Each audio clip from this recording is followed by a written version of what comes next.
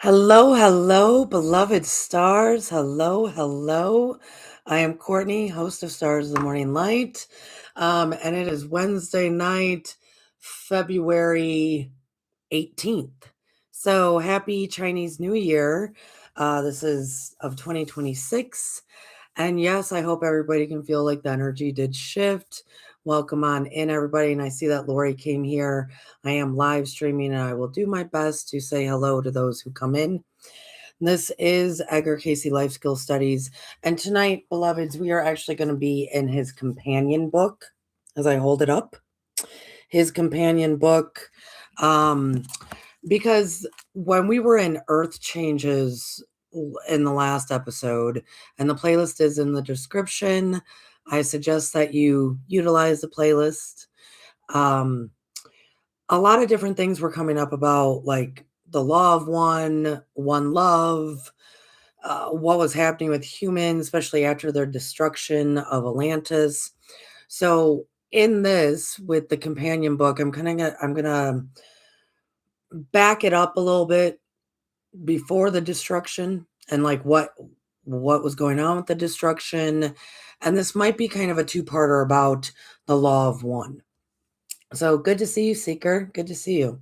I haven't been here in a while live streaming, so it's good to be here with everyone. Please check out this Saturday night, February 21st of 2026. A new episode of Matrix Living will be out at 9 p.m. Eastern. It'll be a good one. It's every time I talk and interview a new person about the Matrix, it's a new discussion. I mean, Heath, it was much more heavy in like talking about the ego, and which awesome. Let's talk about it. Everybody's got their own perspective, and so I appreciate everyone with that. So in the companion book, and the companion book, beloveds, is when you study from Edgar Cayce's resource materials, as we have been doing here. We've gone through all of the Edgar Cayce on reincarnation. We've gone through, um, oh, like how to his one of his spirituality books. Which one was that? Oh, The Secrets of the Universe and how to use them. So please utilize the playlist because there's a lot of good stuff there. Plus his bio. And beloveds, I plan on getting back to his bio as well because I will be traveling in March up to Hopkinsville, Tennessee, or Hopkinsville, Kentucky, to different Edgar Cayce sites. And then in I think October 1st, I'm going to be down in Selma, Alabama, doing a presentation on Edgar Cayce. And as many of you know from being there for his biography here at Stars of Morning Light, he really came into his own when he was in Selma. So it'll be a great journey this year of traveling and even exploring more of Cayce's life. So with the companion book, this is, if you were studying his source material, you would have this there as a resource. You could, like we're doing tonight, the law of one came up. Well, what exactly is going on with that? And this might be a two-parter to really talk about the law of one. And so you go to these resource materials to dive deeper. And that is what we are doing, beloveds. So we are on page 378. And this is after the section that is referred to as Atlantis at the time of the first destruction. But we're jumping into children of the law of one.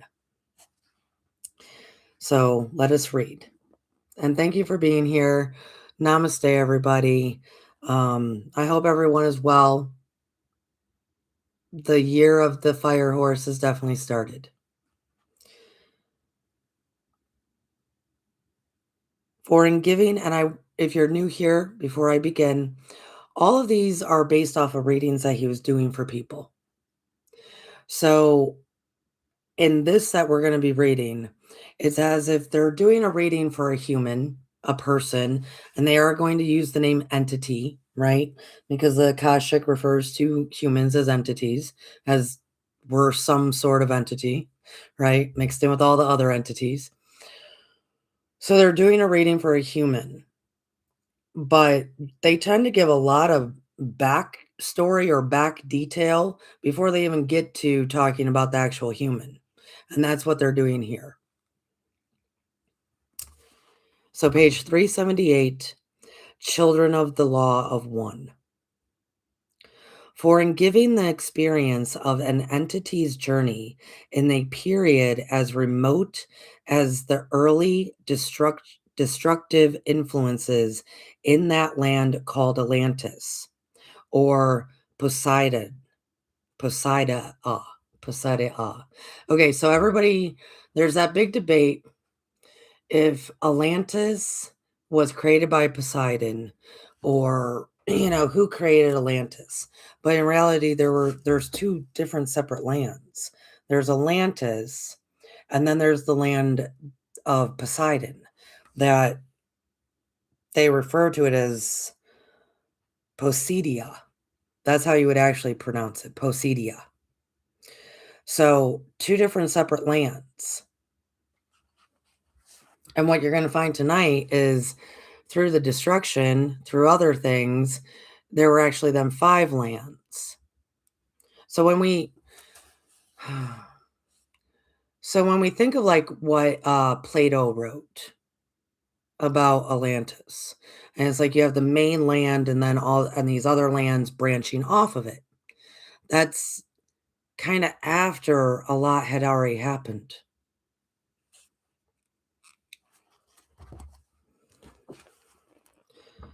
Okay, so I'm gonna just start again. Sorry. This is I have so much knowledge in my brain about this stuff that is kind of hard for me to I'll just stay on track, folks. I will do that for you. I will do that for you. So I'll just restart. For in the giving, the experience of the entity's journey in a period as remote as the early destructive influences in that land called Atlantis or in Poseidon, there is often a confusion in the interpretations of the records as to whether Poseidia was the land or Atlantis was the land. There were also other centers, so centers, meaning lands, that were developing. For in the projections, they began as many, and in creating influences, they began as 5, or in those centers were crystallizations or that projection had taken on such form as to become what is now called human. So, in a lot of words, they are saying what I was trying to say.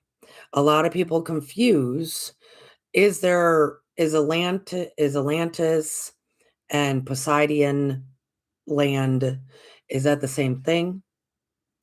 Is then it's talking about other centers, and they're saying centers because Atlantis was like a center, it's a hub. We would use the name hub now, right? But that is also they're talking about a landmass. So they're referring to how there's actually it began as 5, or in those centers were crystallizations. So there were 5 different land masses, hubs, centers that were of crystallizations, or what would they would refer to as projection had taken on such a forms, right? So oftentimes if you're new here to Stars of Morning Light, the Akashic refers to humans, and especially the first humans, as projections. They kind of refer to everything as a projection. So please take that in. If you're new here, please take that in. Everything is pretty much a projection. Even when they're talking about different entities, us human entities, projections.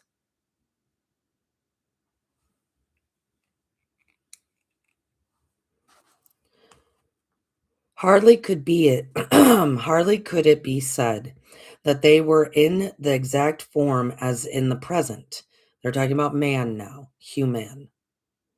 For there were more of the influences that might be used when necessary, such as arms or limbs or feet or whatnot. So not all of the projections at that time had arms and legs and limbs and whatnot. I love it. So in following or interpreting the Poseidon period or in Atlantis, as if they are two separate times, places, land masses, let it be understood that this was only one of the groups, that the highest or the greater advancement in the earthly journeys of individual entities or souls at that particular period, or the highest that had been saved, that which had been a part of the Lemurian age. So we have already covered in the Earth Changes book when Atlantis, the destruction of Atlantis, Lemuria, all of it, when not everybody perished. And then a lot of them entered into what are lands of the United States now. And let me recall your mind, as in, it was kind of confusing because a lot of laws and rules and religions and whatnot started coming into play because they thought they needed to rebuild society, when that actually ended up being the destruction of society. You can go back and utilize the playlist. Hence we find there hence we find there had been a separating into groups, as we would call them, for this or that phase of activity, and those that were against that manner of development. The sons of Baal were one group, and those that sought more the gratifying, the satisfying, the use of material things for self, without thought or consideration as to the sources of such, nor the hardships in the experience of others. Or, in other words, as we would term it today, they were those without a standard of morality.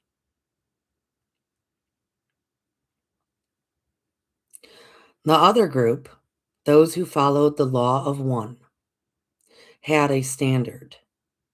The sons of Baal had no standard save of self.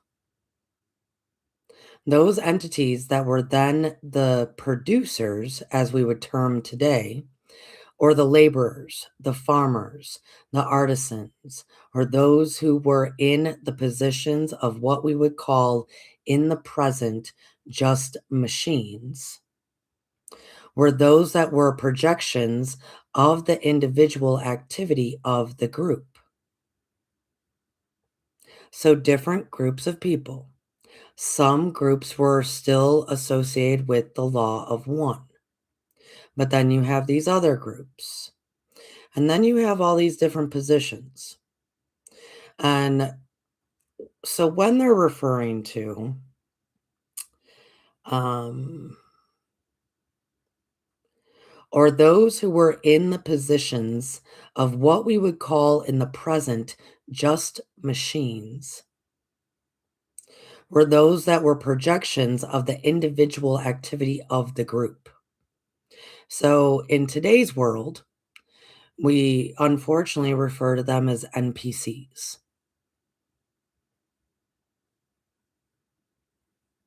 And it was over these then, the relationships that they bore to those that were in were in authority, that the differences arose. Hmm,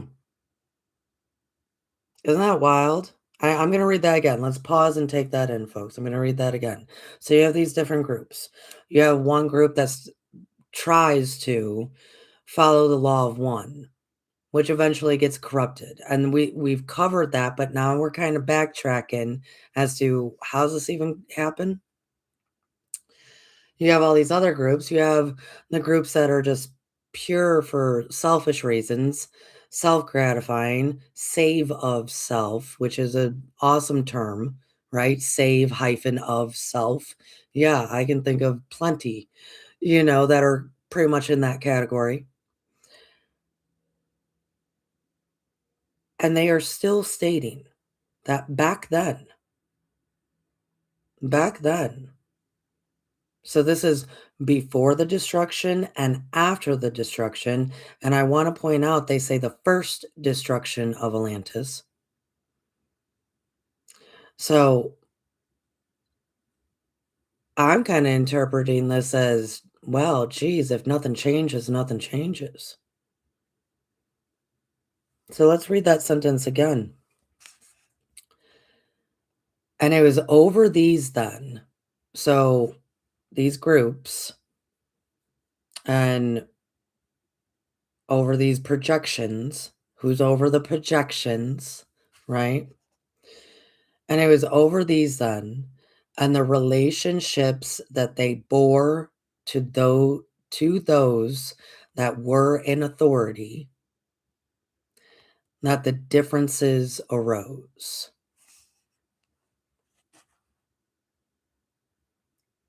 Then we find the entity. So now we're talking about the one particular person they're reading for. Then we find the entity, now known as or called 877, was among the children of the law of one, entering through the natural sources that had been considered in the period as the means of establishing the family, the natural sources.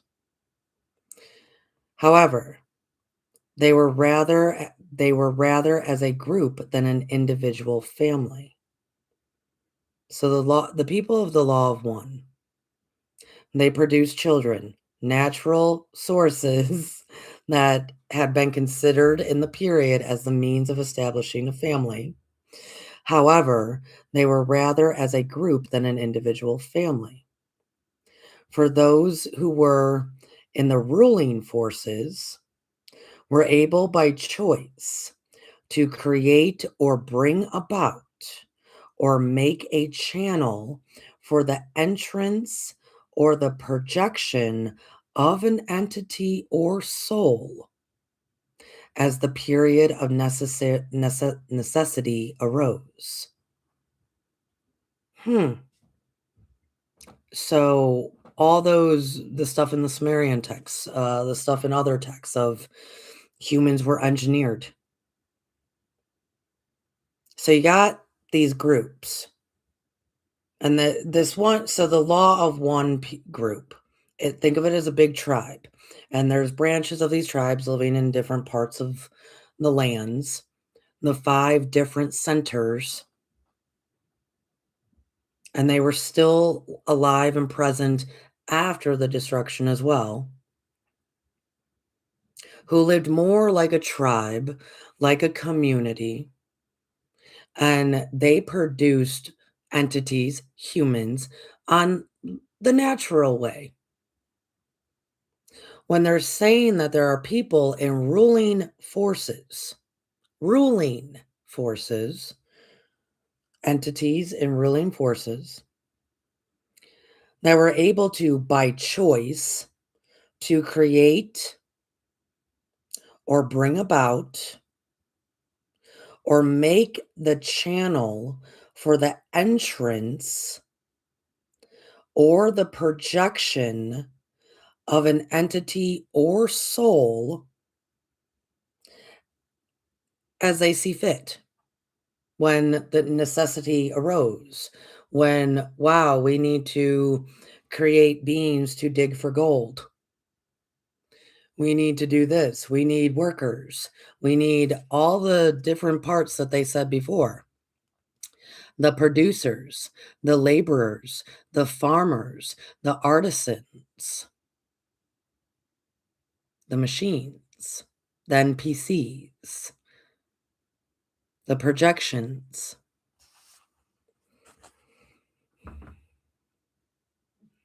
Then such were not as households or as families like we have today, but rather as groups.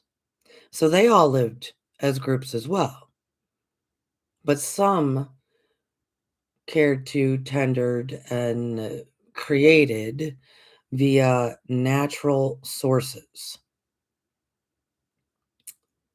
Their standard, I want to make sure as to whose standard we're talking about. I'll read it. Their standard was that the soul was given by the Creator or entered from outside sources into the projection of the mental and spiritual self at the given periods. That was the standard of the law of one, but was rejected by the sons of Baal. So I want to remind everybody that it just said, though, that the ruling forces that were very self gratifying, it did say, or make a channel for the entrance or the projection of an entity or soul. So they even had, I don't know, the means, technology, wherefore, understanding, knowledge, what have you, to also create a channel that a soul could enter into some kind of body of form. And really take in all that they're saying about this ruling force. That they can create and do a whole lot, because we're gonna wanna remember that. And so they do by any means necessary. When the law of one people, they rather be natural about it because they see that the souls and whatnot come from the creator. And even if that soul is, projected into a body of form, they say mental and spiritual, into a body of form that's still from the original natural source. That was among the first entrances or the second entrances of the entity from the without into that form which began and increased as an entity, an individual body. See? They'll be like, That's like Akashic saying, see? Don't you get it? Don't you understand? See?" And they put a question mark. See? Don't you get it? Oh my goodness. I'll read that again. So, pertaining to all this creation and how humans can be created, that we can still do all this stuff to this day. They just say that we can't. And so that was among the first entrances or the second entrances of the entity from the without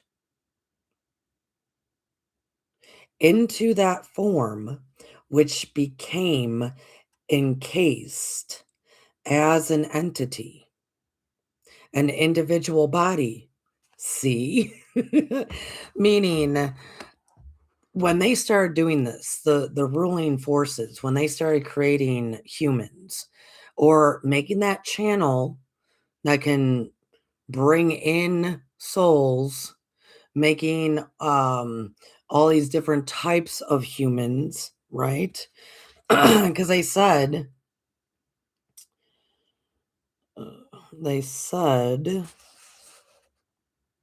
for those who were of the ruling forces were able by choice to create or bring about or make so by choice. Beloveds, I'm going to actually share something with you. Um Someone that I know, right? I think I was doing a reading for them or some kind of something for them. they were created by choice. That's why in, I think, a recent episode, I talked about desire. I don't know if it was here or with the patrons. Think of, like, the story of Sophia, who actually created, uh, the chaos creature that is, Baal is a representation of it, right? Yaldabaoth, right? She created that out of pure desire. We have that ability. All humans have that ability to create out of pure desire, but desire is associated with fear. It's associated with, "I'm lacking something, I need this to be filled," right? And so when they say choice in this, it is more of that they understood their own creative nature, and they can just materialize things, same as this beloved individual, as I had to reveal to her that she doesn't necessarily have a God spark. She didn't have a God spark, which is fine. It's not that, it doesn't make that big of a difference, right? Um, Uh, with for her though, I was very compassionate. It was a very long conversation. And with others, the same, right? Because that's kind of hard to take in. But not everybody does.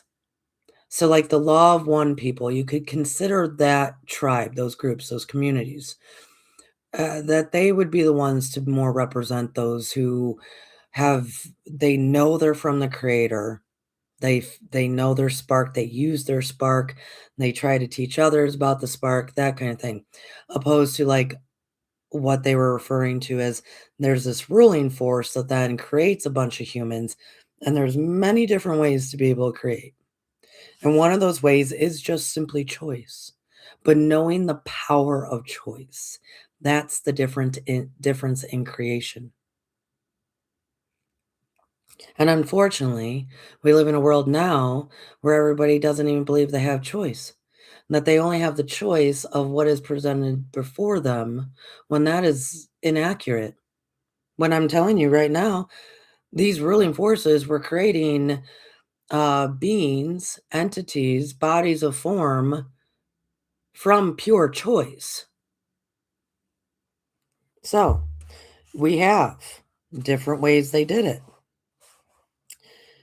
Able by choice to create or bring about, or make the channel for the entrance or the projection of an entity or soul as they see fit.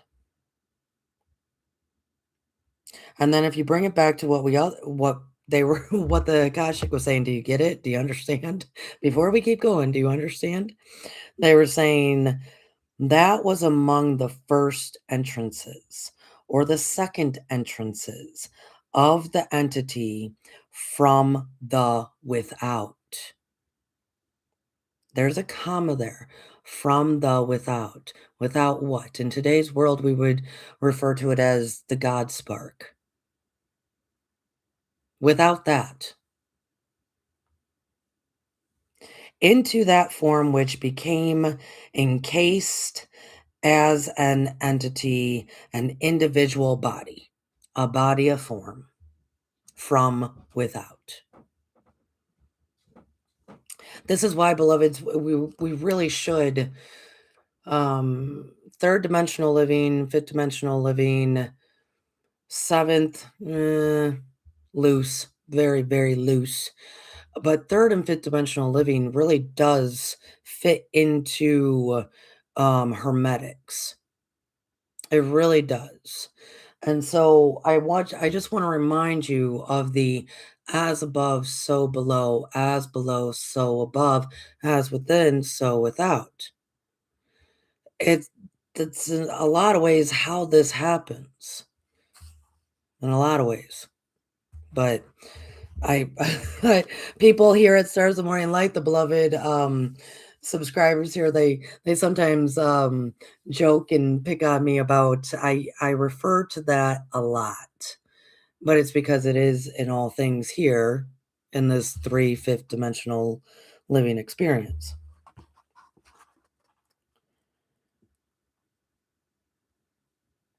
The name then, as we would term in the present, was Dar, and the entity was active in the recording of the messages and the directing of those forces that came with the use of the light that formed the rays upon which the influence from without was crystallized into what would become as the sound form the sound from the outer realm to the stagnant or individual realm. So the entity that they're talking about here and doing the rating for was referred to as DAR or 877, or the one actually back this up because I remember now what comes after this. DAR was the name of those who had the technology to use the crystals and the crystallizations of things to use the rays to complete the process of creating a body of form. And when heard dar, so this, I will tell you, it is written here different though. It is written Deui, Deui, but then it says pronounced as Dar. And I started thinking about like the Duani and all the different, I mean, the South American tribes and um, their different gods up to the Celtic gods. I mean, it's fascinating when you start putting all the dots together, right? And then you read something like this that, okay, the person that's able to know how the people, I should say, the groups that know how to create humans by the rays of light to create a body of form. They're referred to as Dar, but it's spelled Deui. Hmm.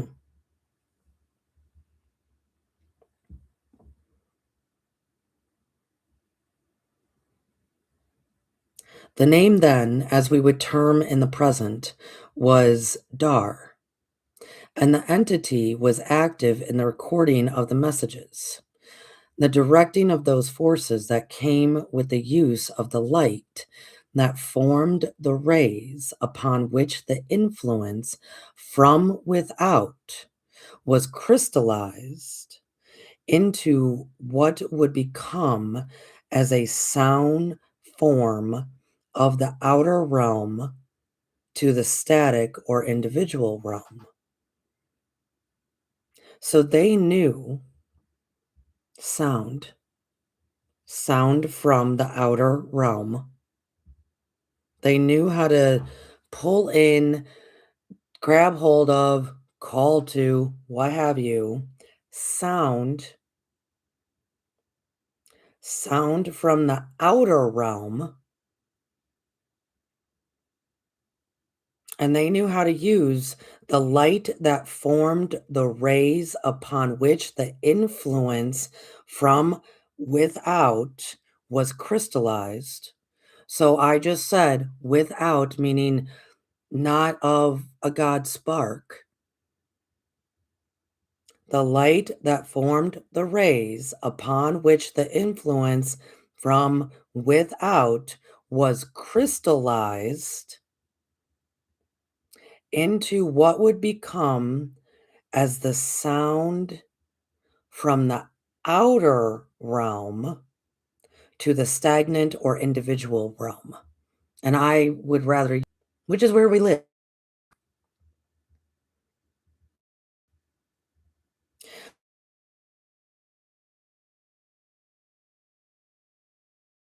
the facets of the stones as crystallized from the heat from within the elements of the earth itself, but we're also the combination of these. So anybody that's been here with Stars of Morning Light for a long time, they know that I talk about how hot the center of the earth is, that there's actually a sun, pretty much in the center of the earth. It's a different kind of light. It's not like what you would visualize in your head like the sun. It's a different kind of light. It's a very powerful light. Anyways, people know here at Stars of Morning Light that I've been talking about it forever. Here you go, folks. It's not just me. The Akashic talks about it too. These were not only the rays from the sun, set by the facets of the stones. So, whatever technology they were using, set by the stones of the crystallized from the heat from within the elements of the earth itself, but were a combination of these. So you gotta think, you got the sun rays, you got crystals. They're definitely understanding what the center of the earth is. For it was these gases, these influences that were used for what we call today the conveniences for light, heat, motivated forces, or activity, electrical combinations, the motivated forces of steam, gas, and the like for conveniences. So, how we burn coal today, how we all know.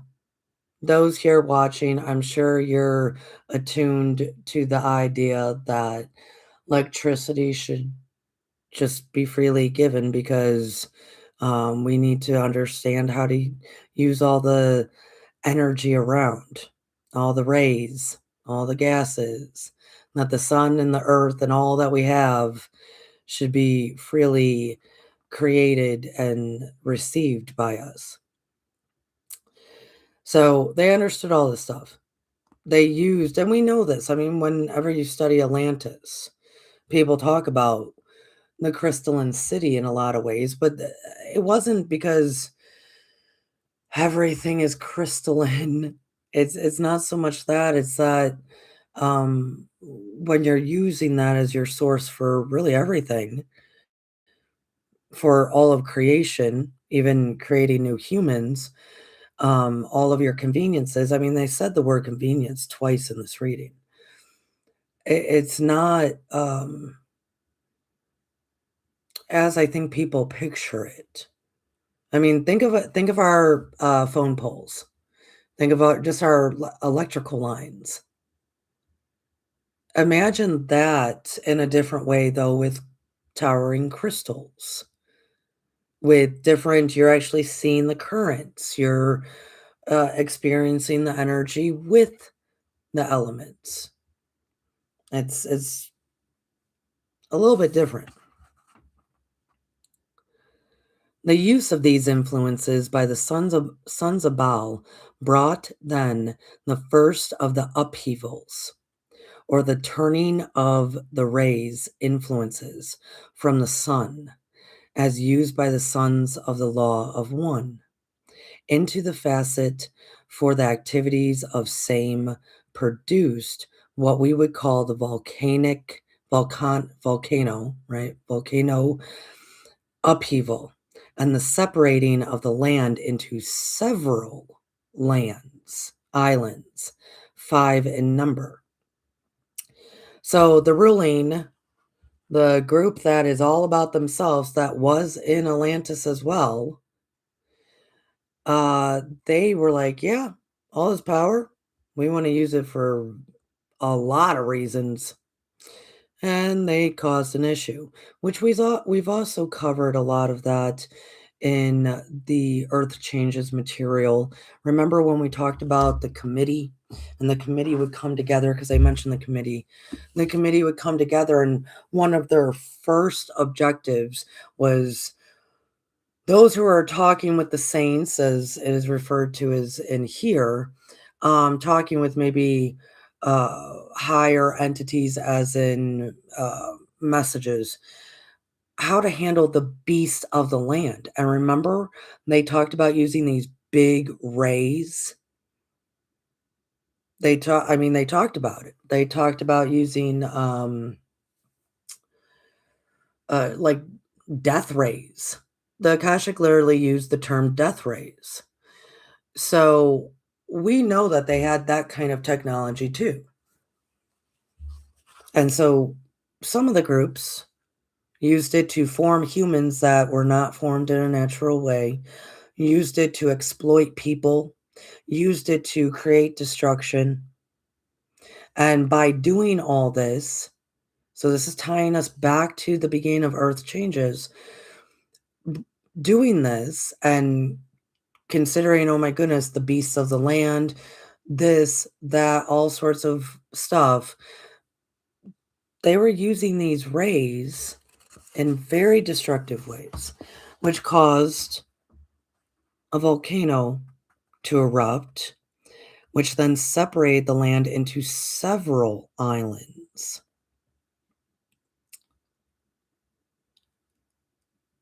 Posidia, the place, or the settlement of that particular journey of the entity Dar at the time, then became one of these islands.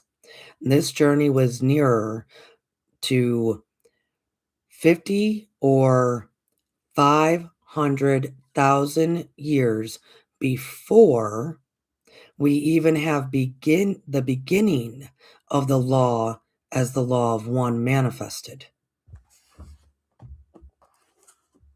All right, beloveds, take that in. 500,000 years before the law of one actually really manifested. So you have these different groups, you have these different destructions, because I said it at the beginning. This was called the first destruction. And in Earth changes, when we talked about it in one of the last episodes, that they had moved it forward to another destruction, where then we're talking about people living here in the Northern Hemisphere, which is now the United States area. So before the law of one is really even established, like it's established, it became an established thing, but then that also got corrupted. That's what we talked about prior. So before even any of that, this what they're talking about right now, with the crystallization, with the creating of the humans, with all of this stuff, with the first destruction, 500,000 years before another destruction, and people are coming here to the States and then creating this law of one, like really honing it, creating it, holding on to it to try to reestablish humanity. Mm, mm. Isn't that wild? They won't tell you that in history. The first disrupting forces brought the first destruction in the continent through the application of spiritual things for self-indulgence for material peoples. Those were the periods as termed in thy scripture when the sons of God looked on the daughters of man and saw them as big fairs. So they're talking about Genesis. So if they're talking about Genesis, our time frame is way off. Way, way off. The first the first disrupting forces brought the first destruction in the continent through the application of spiritual things for self-indulgence of material peoples. Those were the periods termed in thy scriptures, Genesis 6:2. Wow. We are way off, people. The entity was in that land now known as or called the Atlantean. During these periods, when there were the destructions or separations of the land during the period of the first destruction, the entity was among those who aided in the preparation of the explosives, or those things that set in motion the fires of the inner portions of the earth that were turned into destructive forces. And it does say unaware to many of those, meaning this poor entity that they're doing the reading for, he was there in the first destruction and he aided in the corruption of the self indulgence, not knowing what he was doing. And I'm going to say if he is referred to as 877, I have a feeling this entity that they're doing the reading for was created. That they created a form, a body of form, and either open a channel for a soul aspect to enter, or or he was, as we refer to now, as like an NPC, which still needs a consciousness, which then can inherit more soul or develop soul. Soul is pretty much just consciousness. The difference is there's a God spark. Some have a God spark, some don't. That's the only difference. Not saying one is better than the other. There's no, but that's the difference. What is a natural, just natural, or chosen? Some of us, some of you, might have been a natural entity from somewhere else and went, holy goodness, these people just keep wanting to create destruction. Why don't we go try to save the day and have them not do this over and over and over again? And so you chose to enter your consciousness into a body of form here. That is that's also an option. But what they're referring to is maybe 8770 or 877. He was helping them, unaware of it though.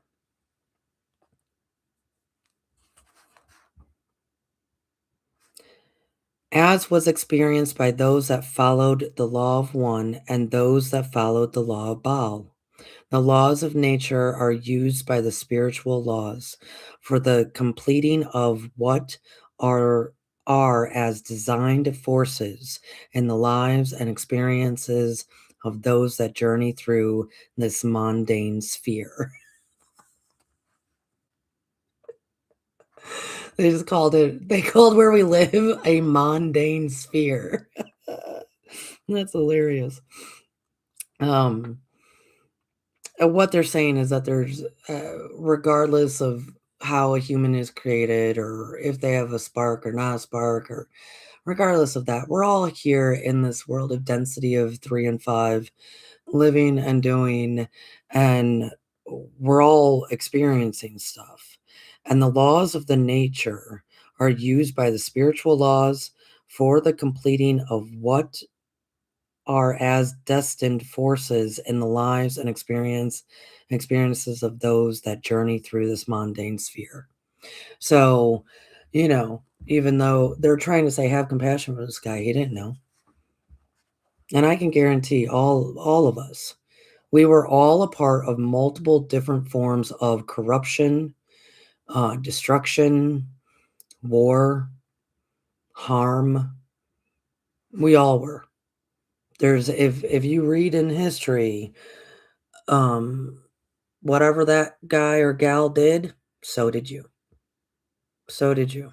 So if you're working on the concept of there is no separation, do it that way. What you read in history, what you learn in history, what you and through all different continents, cultures, all of it, races, all of it. Whatever you have learned, I will guarantee you in some form of your life journey, your soul's journey, I should say, um, you've also experienced it, all the parts. You could have been the victim, you could have been the abuser. You could have been the tyrant, you could have been the servant. It doesn't matter. You've done it all. You've done it all. That's so that is one really good and simple way to start wrapping our heads around compassion for self and others, and also adopting this concept of there is no separation, past, present, or future. You've experienced it in this mundane sphere. The entity was enjoined with the sons of the law of one, yet made for those associations with, and saw the divine and the spiritual laws become destructive in the lands and the activities of the sons of Baal. For when those facets were prepared for the motivative forces from the rays of the sun to be effective upon the activities of those ships and the electrical forces, then these turned upon the elements of the earth, caused the first upheavals. Death rays.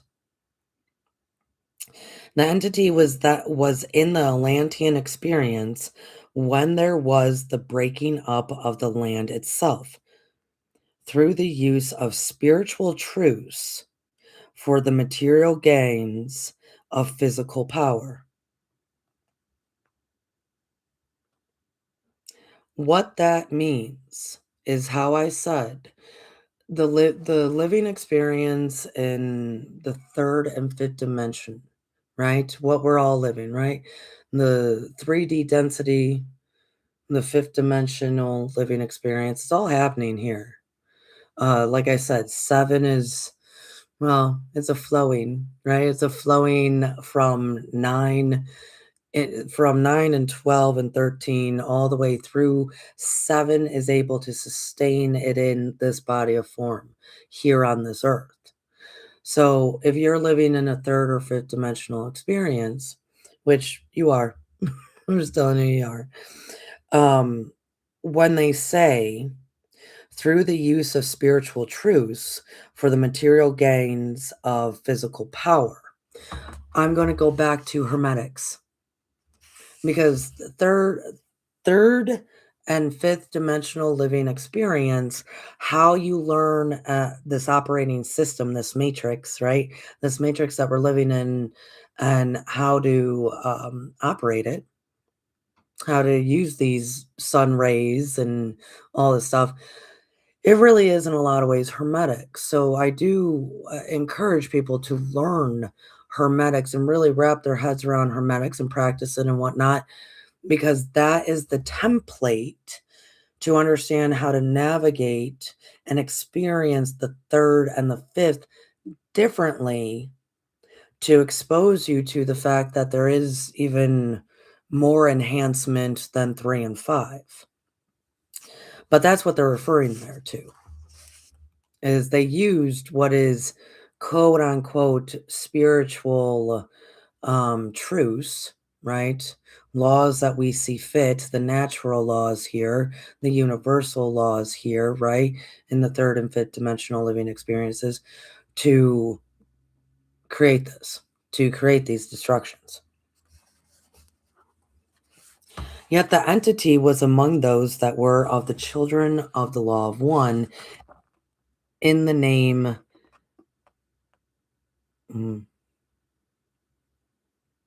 Ahan. I'm just going to say Ahan. That's what I'm going to say his name was. So they might be they are talking about a different entity right now, not Dar, not 877. This is a different entity from readings 1297-1, 1152-1. This is a different person. In the experience, the entity was among those that ministered in the temple of the sun, from which all power was used for the aid of those in material things.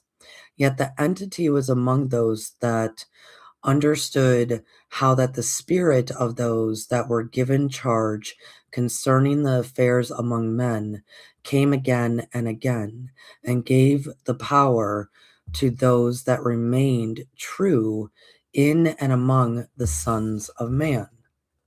When those periods came for desolation of the earth's surface, the entity aided in the giving those instructions for the prevention of the lives of many of the faithful to go into other lands. So we barely have talked about the Temple of the Sun. We've barely spoken about it, and we will. So this is a perfect time to hit that like button, share this out, tell me you enjoy it, leave a comment. Perfect time to do so. And know and trust, if you subscribe, we will cover the Temple of the Sun. Oh, yes, we will. Yes, we will. The Temple of the Sun. So, this entity that they're talking about here uh, was trying to advise people, tell them, hey, don't do what you're doing, but also, oh my goodness, this is going to happen. Go here, get away. This is coming. The explosions are coming.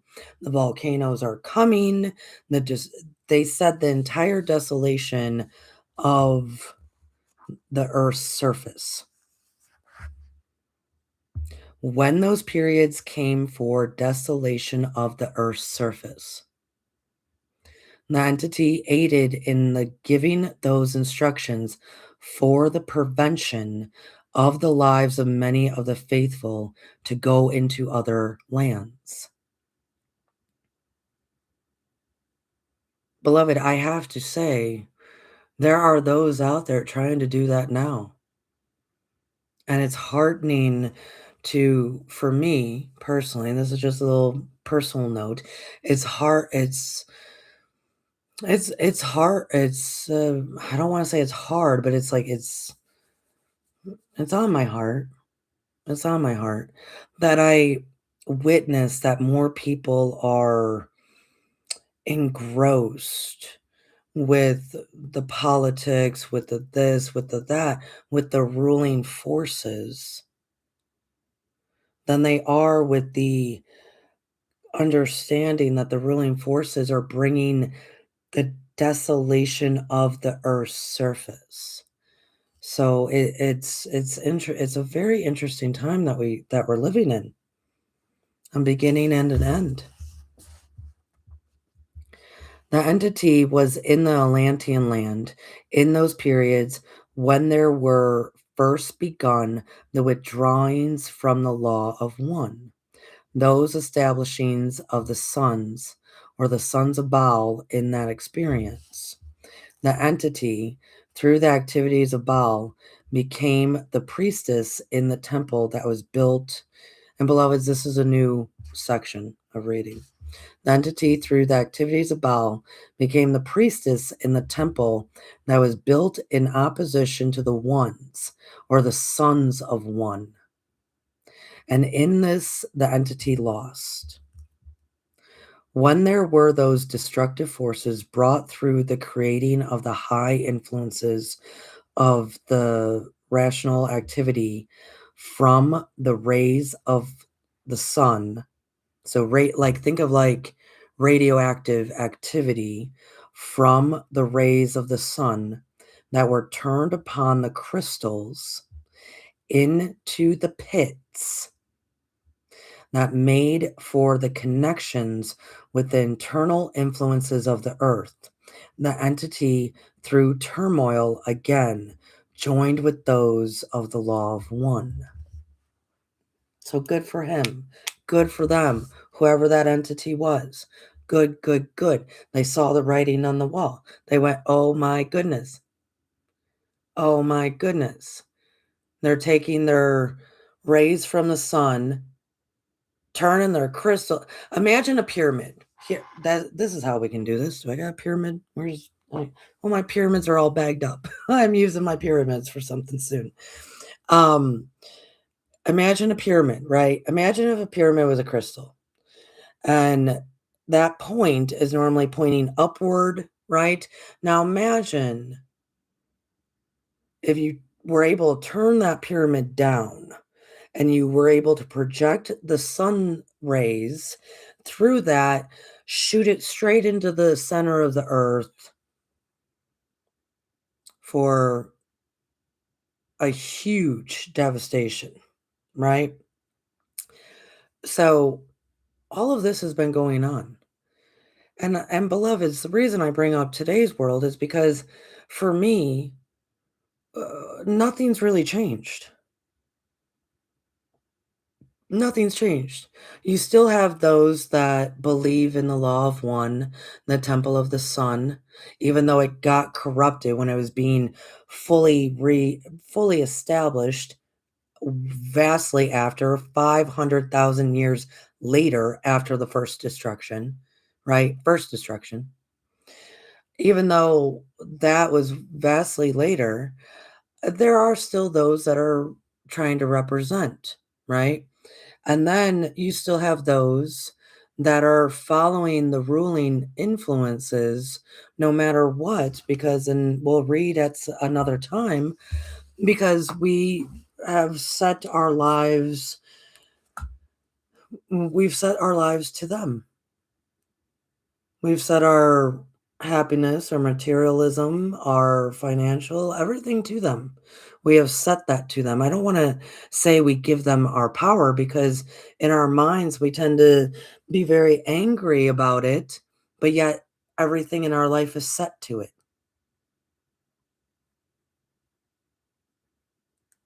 And then we end up being in the same position that we're in right now. Right now, currently, as the shifts of the poles are happening, as in war is happening, all these things are happening, and maybe just because it doesn't look necessarily like a death ray, right? It doesn't look like the full destruction of the surface of the earth. I want to remind everyone they're talking about the first time. They're talking about the first time. There have been multiple times that humanity has, well, blown everything to smithereens or caused such a disruption within the earth that a beginning and an end and a beginning, we are there. And so I find it fascinating that we're still so hyper focused instead of like what that guy did at the very last reading of that section, who was, he was a part of it, he was working with it, and then, oh, what are they doing? He returned to the law of one. He returned to the temple of the sun. He returned to what he knew was vastly not that. So we're going to keep talking about this. And beloveds, think of that. Earth changes. We cover a lot of stuff. That is the precursor to a lot that we've been talking about, or it helps support what we've been talking about. So it's been good to be with you all. Thank you for coming.